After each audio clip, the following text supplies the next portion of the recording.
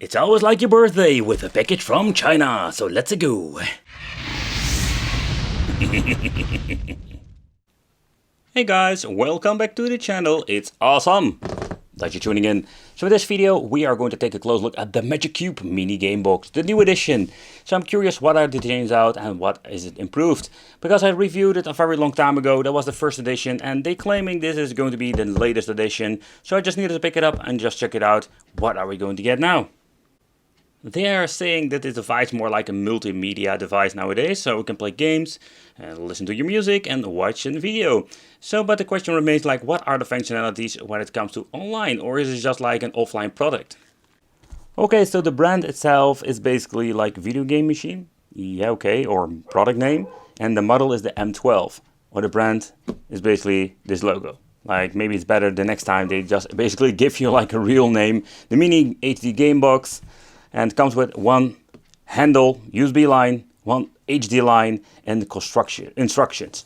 Like it's quite interesting to see like how they configure everything. All right, so let's open it up and let's take a close look at the inside.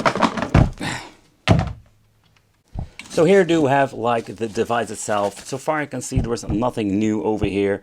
So what was quite interesting with the first model, we had like a built-in speaker at the bottom, the on and off switch. That's something quite rare, to be honest. Like we don't have like these on and off switches every single time. A mini HDMI function, so it's quite interesting to use the mini version, the SD card, and of course the Type-C connection for the charge, volume control, and 2 USB ports. So nothing really fancy. They said I was only going to get one controller, but they did send me 2 of them. Okay, so let's see what kind of controls we're going to get. They also like sold back in the day with Xbox controllers, but nowadays we do get this one, and these are not bad at all. So I've reviewed them some time ago, and I can say like these controllers are absolutely, I love them. I'm just going to be honest, like these are like the next level of, let's say, fake ones. You can just feel the buttons are like way better quality. They have like a very nice travel. They're still very high when it comes to the positioning. They have like a very long travel, but what's quite interesting, I hope you can see it from this angle, like the way they position together, like they're all like strangely like positioned, something I've never seen before. The D-pad is not like your typical D-pad, it's the floating D-pad. We have seen it before, but I personally really like this because, not because it's a little bit higher than normal D-pads, but this display is just amazing. Home button, feel a little bit cheap, select start, and you're just going to get yourself like your typical like analog joysticks, shoulder buttons. Yeah, so I really like it. There's no turbo function. I know like there are a lot of controls out there that have turbo function built in. That's very convenient with the system if you want to play some Schmidt, for example. And not all the thing that we need to, what we don't need to forget. Let's take a close look at this. So there is no freaking 5-volt charger, so I'm guessing I'm gonna get myself like a phone charger. Take consideration. Someone like posted some time ago saying like, hey, take consideration, there are like fast chargers, you need to be careful. That was a good point he said. Comes with the right cable, so let's plug it in the television. Ooh, forgetting the most interesting part, of course, the toilet paper manual, deluxe edition. So you can see like it comes with a very nice manual, and it doesn't explain a lot, but it explains more than enough. But let's take a close look at the device. Okay, so how do we boot it up? So we need to hold the on and off switch for quite a long time, a couple of seconds. So when you're doing it right, it will show you a red and a blue LED, both powering on. And that's it. Within a couple of seconds we'll boot up straight in the main menu. And this is something we've seen before. They were not lying about the multimedia functionality. We do get game, movie, music, theme, settings, image, file, and history. We have seen this before with mini arcades. We've reviewed a very long time ago. So let's take a close look at languages. Oh yeah, the English. So you know, like a lot of typos, but we do have like a lot of different languages, even Deutsch and stuff like that. But there's no like my native language is not over here. So display, that's quite interesting to do a full screen and equal proportion. So there's basically the original aspect ratio. So let's put it on there. So let's see where with the open speaker we can turn it on and off. So there's the internal speaker that's inside us this thing. And here we have clear, restore, and system information. And this model is called the MX330 version 1.1. And I'm thinking this 2008, so I'm guessing this is not like the latest model. So let's see what we're going to get with the games. But the games do have like very nice pictures. We do have like arcade, Famicom, Game Boy, Game Gear, Game Boy Color. It's kind of weird, like they shown in Game Boy Color within Game Boy SP. Alright, Game Boy Advance, and This is absolutely messed up, like when it comes to the name. Like they spelled game wrong on PlayStation 1 and Super Famicom. So let's try a couple of games and you'll see how it runs. Alright, so they didn't mess it up with the aspect ratio.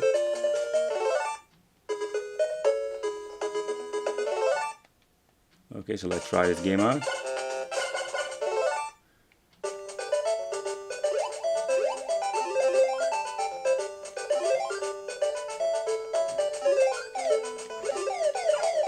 But so far I can see like it seems to be running just fine. So when you're going pressing the select to start at the same time, we do have the option to make an, let's say, a quick pass to the quick menu. And here we do have like quick to RetroArch, because basically what this thing is running on, a restart, input, and they have like an option to make a quick load, quick save. So I think that's pretty damn cool. Alright, next up, NES.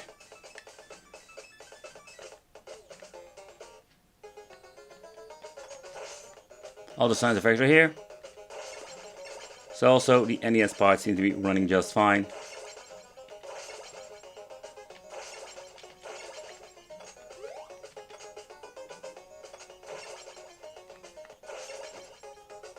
Ah, crap. Okay, so next up, the reason why I'm listening to the soundtracks, you can just hear sometimes they messed it up big time. No sound delay. You just see some weird glitching over there at the right part of the screen, but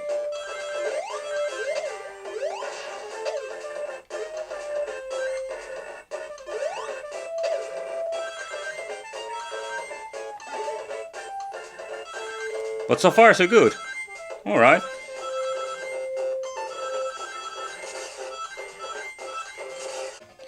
Okay, so next up let's take a close look at Sega Game Gear, and of course take consideration we're going to stretch it out, but it will keep this original aspect ratio.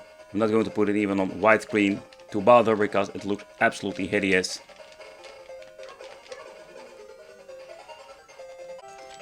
Okay, so next up I wanted to try some Mega Drive. And the first impression that it seems to be running just flawlessly. Everything like the sound effects. You can hear everything seems to be working just fine.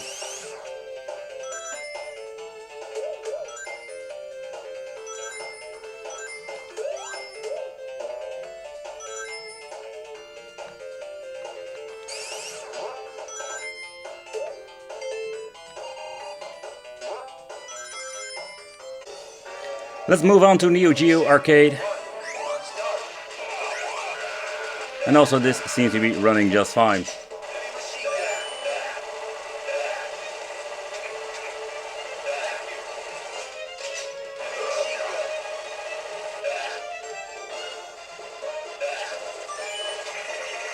What I personally really love about this controller, navigating with the D-pad works perfectly.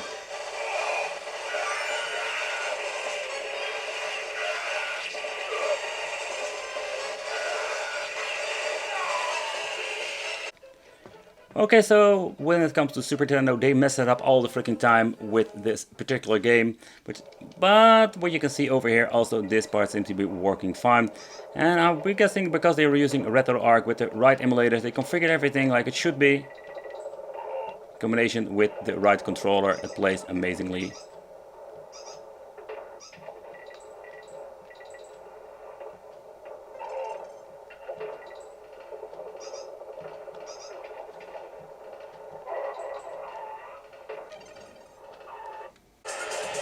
Alright, so for the final test, it's going to be PlayStation 1.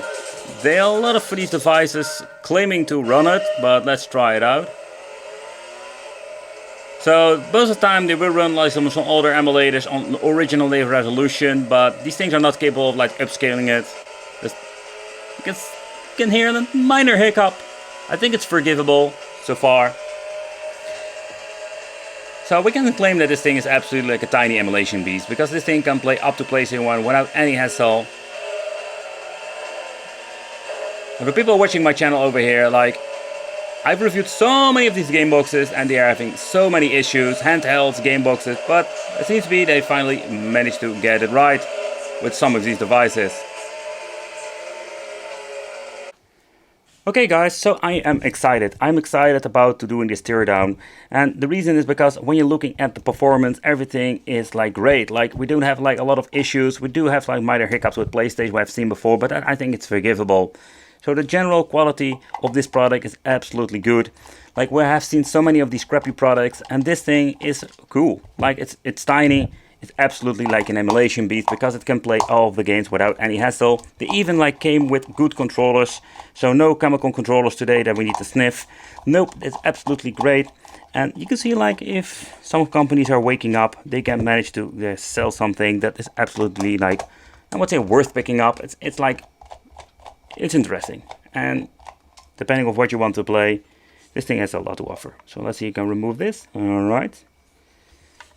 Let's break the seal. So in the inside we do have like a speaker, and this thing is quite big. Like, and I can tell you, like, we didn't test it before. I tested out with the old model. The old model was absolutely like very loud. It's very cool if you don't have a monitor that doesn't have like internal speakers. We do have like an extra edition, and something we do have like with the Pandora's box, for example. Okay, so next up, let's remove the parkers over here. Need to be very careful with these very thin wires, especially when it comes to the speaker. Alright, let's remove these screws over here. And we'll remove this one, and let's remove this one too. And let's see if we can lift it out. I think what I need to do is I need to be careful with this too, because I need to remove the SD card now. Okay. What kind of SD card are you using? And the one on a 28 gigabytes, so it comes with this Xia or something like that. It's a Chinese brand. I'm happy that they're just giving you the option nowadays to give like all kinds of versions when it comes to sizes, but unfortunately you don't have the option to choose what kind of brand. And I'm happy to choose like brands like these than the fake like SanDisk that get broken, but also make a backup. I think I need to get myself a plier tool. Guess we need to basically pull it out. Let's see if we can pull it out like that. Yep, we can. There's not a lot of room here and there to do that. Okay. So, a lot of air, not a lot of stuff going on in the casing. There is no cooling. A little bit strange because you can see like absolutely like there is some option over here for adding some additional cooling, like a fan, or putting at least some big plug on it. It's not getting really hot. We can remove the speaker, so that's a very good thing. But let's take a close look at the chip itself. Okay, so they are using the Rock chip, the RK3128. So basically, I've seen this many times before, not only in handhelds, but also you can see this in, let's say, some other game systems. So, unfortunately, this is not like a new version, already expected. It said like this brand new, blah, blah, blah, but this is like made in 2020, MX330, and it's even version 1.0, or the same 10, but it is version 1. Like old school specs, Rock chip, old school quad core with, I think it's around 1 gigabyte of RAM, nothing really fancy. But nevertheless, this is what we're going to get in the inside. But when you're looking at this mini game box, for once I can be very positive about it. Yeah, so I've reviewed a lot of products and I'm most of the time like quite negative, simply because there is a lot wrong with it. But this thing, to begin with the controllers, I love these controllers. I love the D-pad. It feels very comfortable. Don't get me wrong, this is not to be compared with a PlayStation controller or original Xbox, but it's pretty damn good for a knockoff controller. So that is a very good experience. When you're looking at the game box, it's absolutely cool. Like, it is everything that you're going to need if you want to get yourself some old school gaming. Up to PlayStation 1 seems to be running just fine.